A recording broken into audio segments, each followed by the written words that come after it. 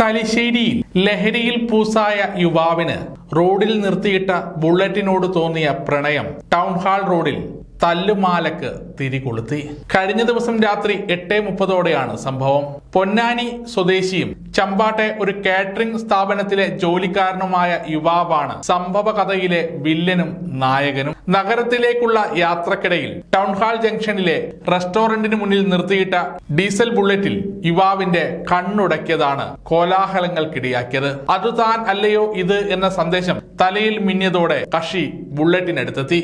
പിന്നെ ഇഷ്ടക്കാരിയെ തൊട്ട് തലോടി.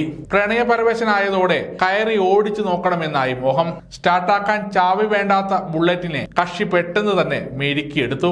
പിന്നെ ട്രയൽ റണ്ണായി നേരെ എരഞ്ഞോളി പാലം വരെ പാഞ്ഞു.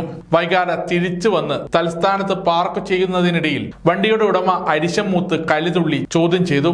കണ്ടുനിന്നവരും കേട്ടുനിന്നവരും കൂടിയതോടെ അസൽ തല്ലുമാലയായി.